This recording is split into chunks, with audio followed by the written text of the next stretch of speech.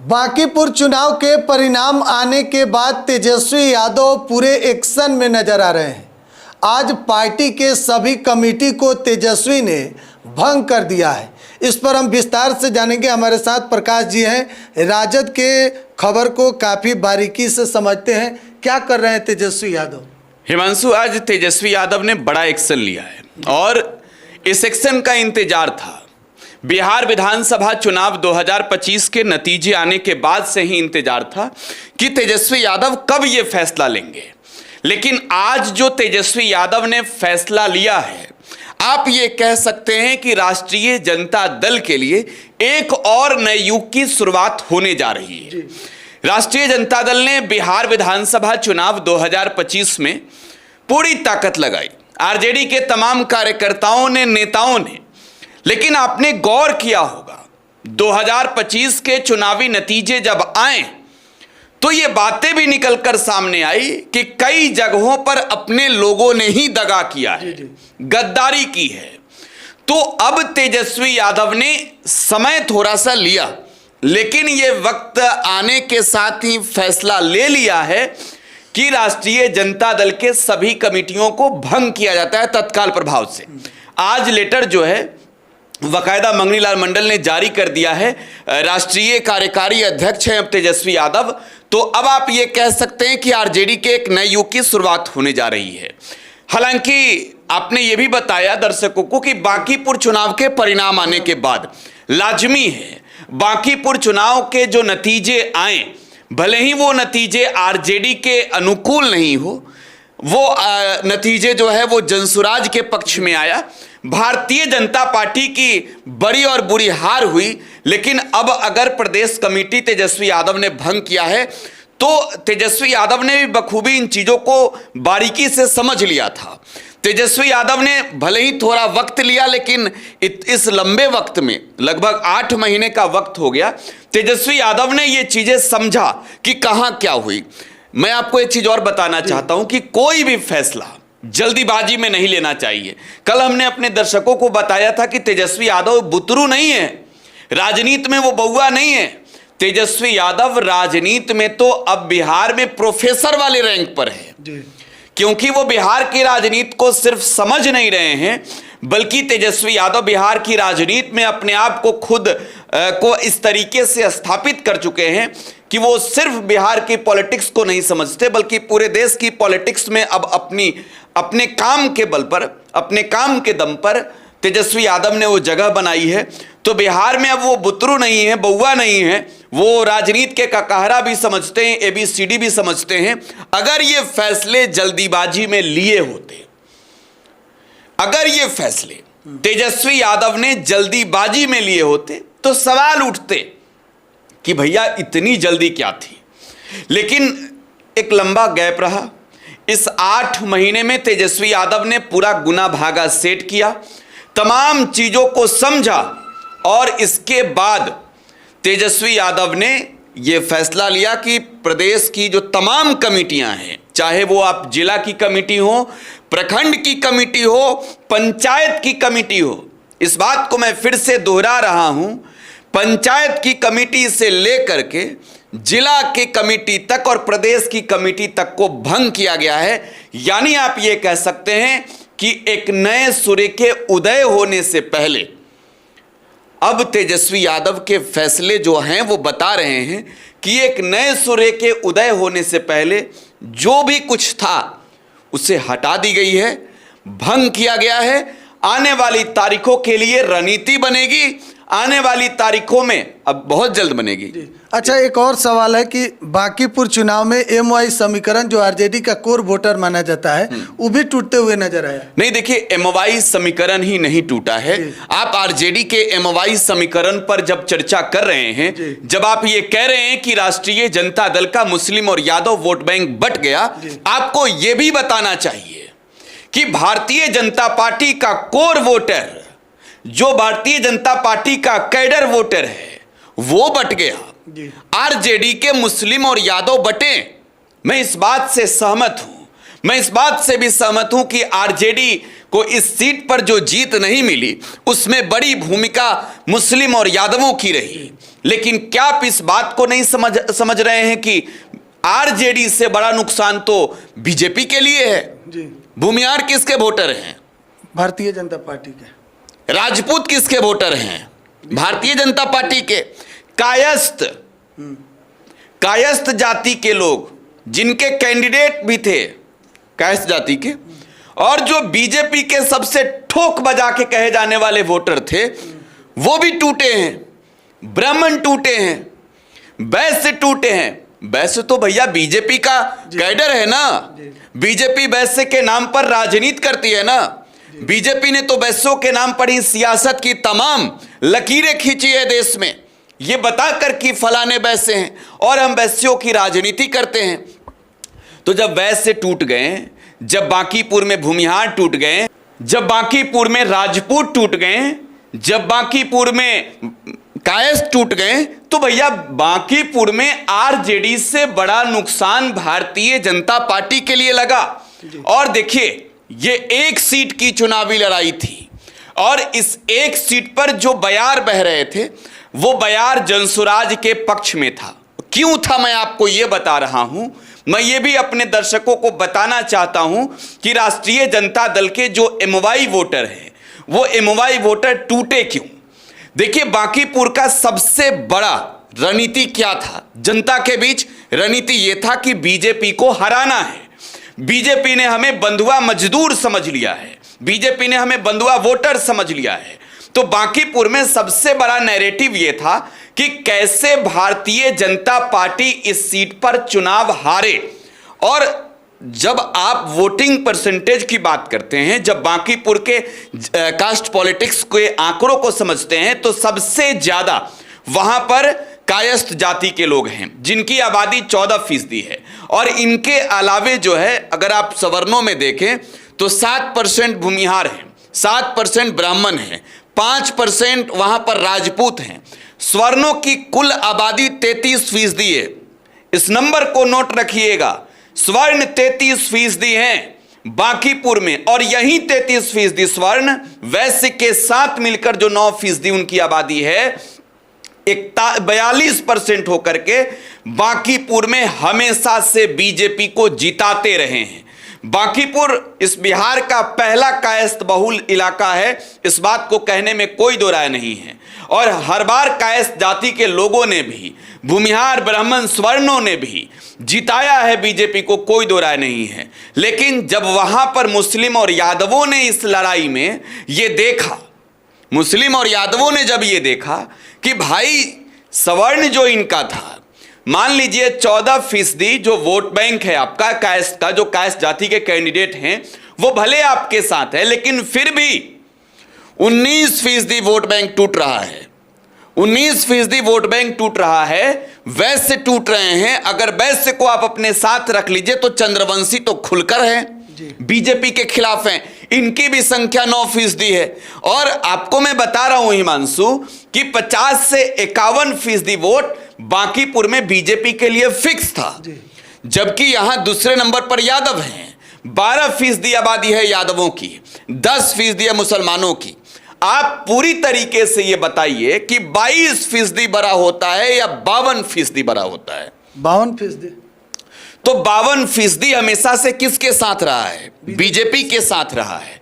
इस बार के चुनाव में मुस्लिम और यादवों के बीच ना सिर्फ ये मैसेज गया, बल्कि ये बातें हकीकत भी थी कि जो 14% छोड़ दीजिए, जो फिक्स इनके हैं छोड़ दीजिए, 19% सवर्णों में 15% सवर्ण तो खुलेआम हैं बीजेपी के खिलाफ।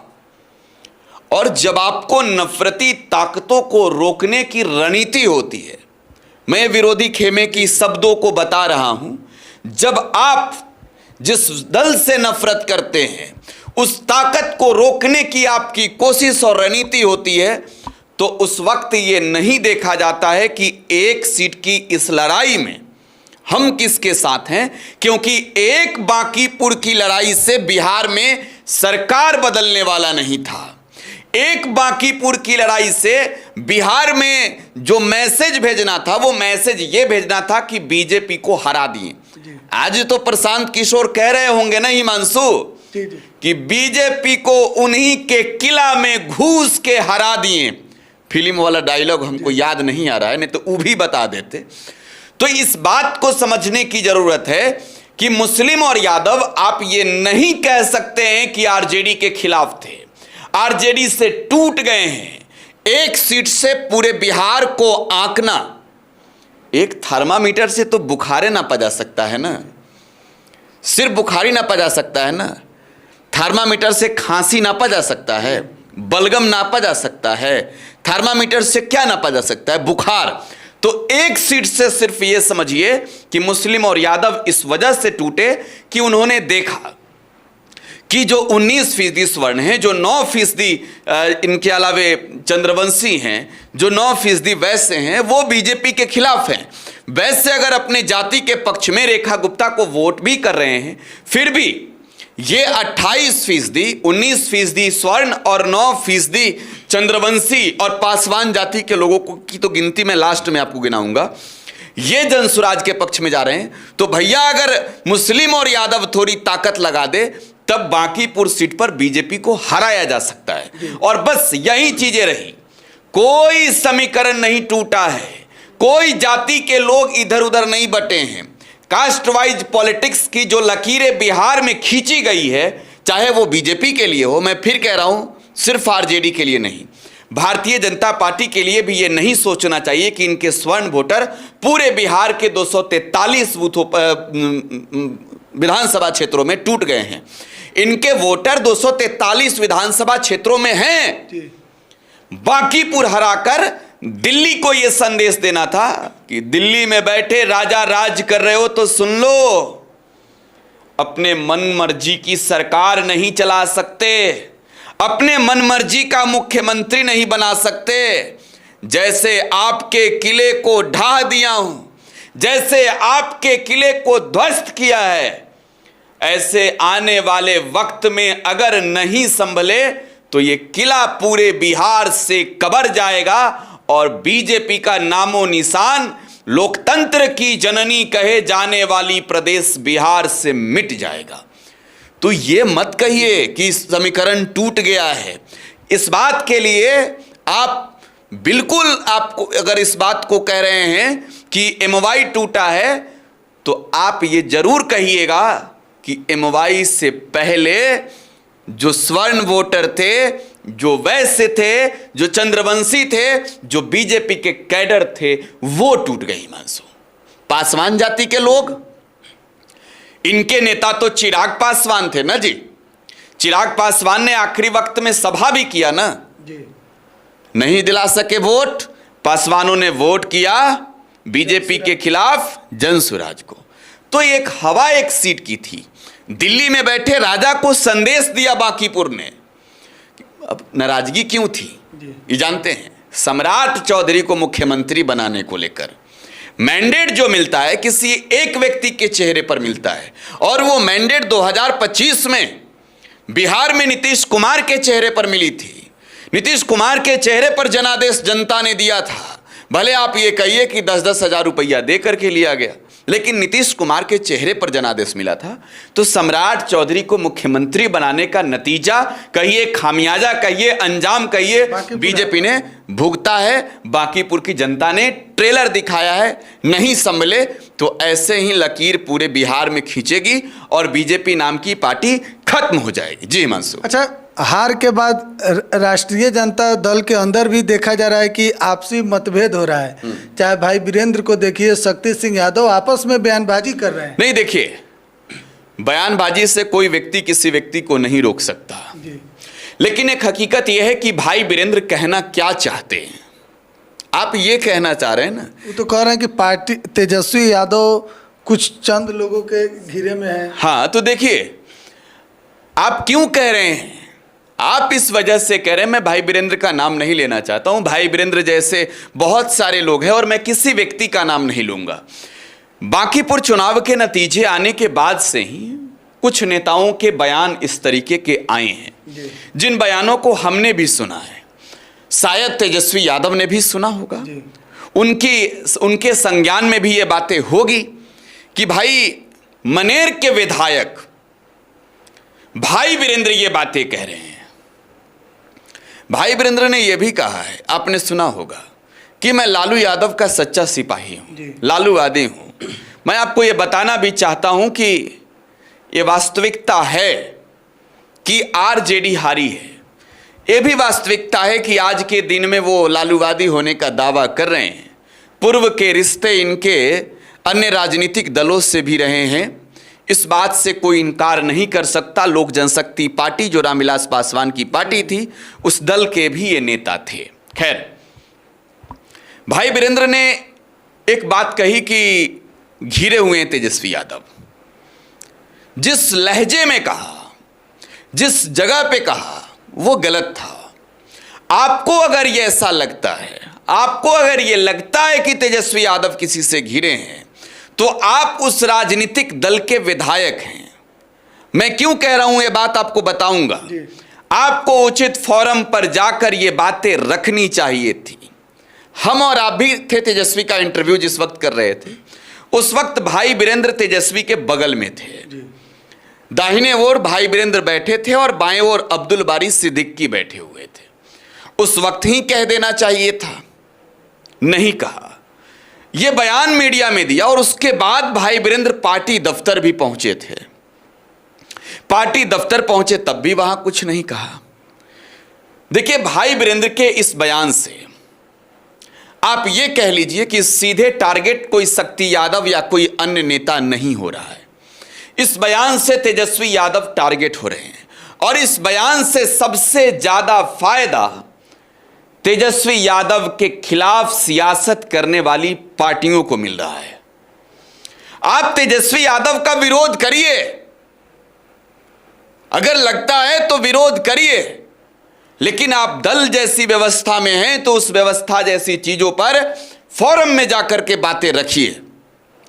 आप तेजस्वी यादव से कहिए, आपको तो स्पेस मिला। और मैं उदाहरण स्वरूप बता रहा हूं कि जिस वक्त मैं था, इंटरव्यू कर रहा था, उस वक्त भाई वीरेंद्र थे वहां। कहना चाहिए था तेजस्वी यादव से, देखिए, एक सीट, बांकीपुर के एक सीट को लेकर भाई वीरेंद्र ने अकेला नहीं, बल्कि देखिए इनके अलावे कई और भी नेता हैं। भाई वीरेंद्र का तो नाम अपने ले लिया, इसलिए मैं ले रहा हूं।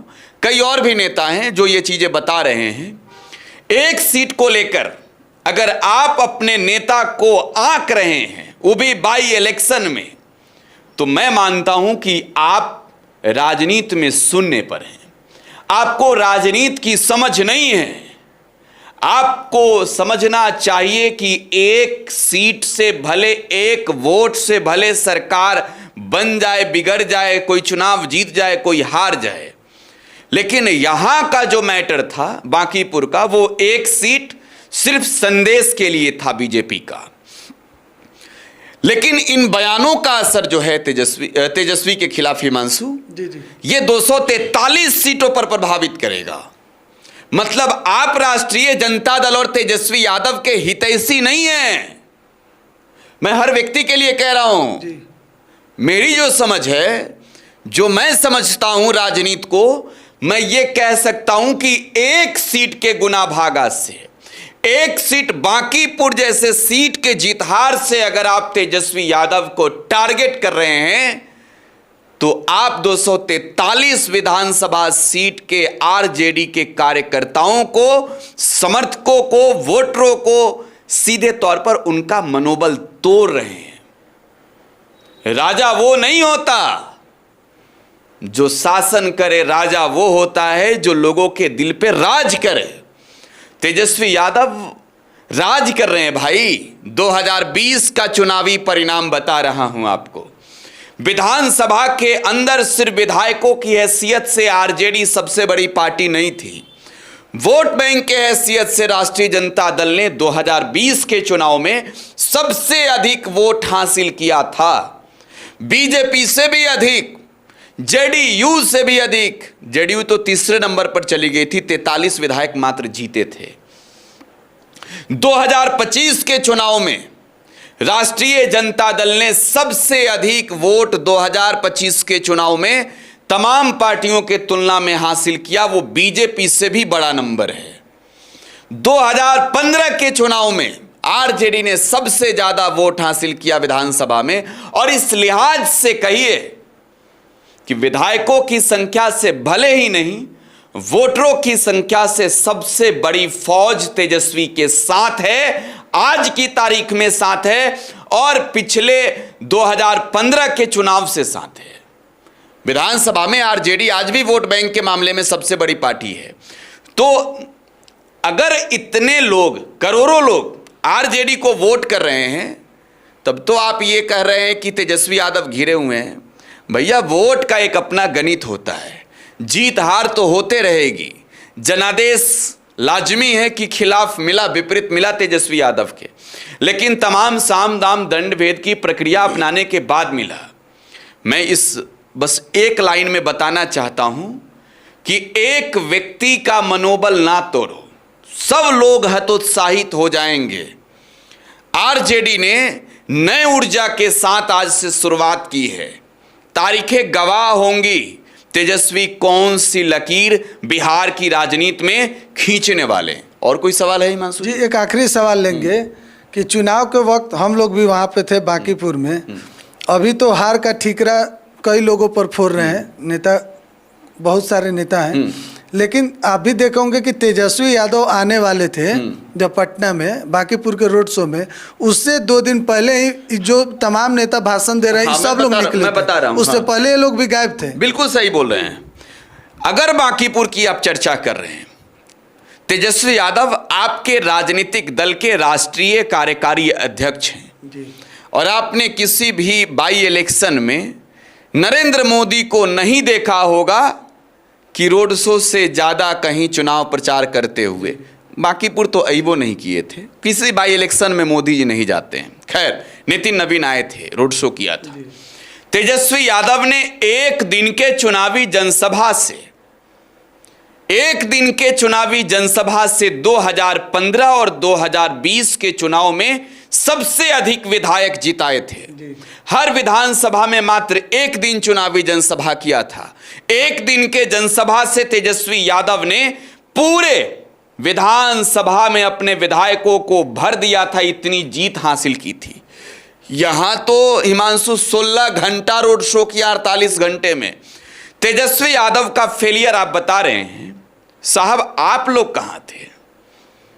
कहां थे ये नेता लोग भाई? जरा खोल के देखिए इनके प्रोफाइलों को। ये नेता लोग कितने दिन गए हैं भाई? कितने दिन इन लोगों ने पसीने बहाए हैं बांकीपुर में?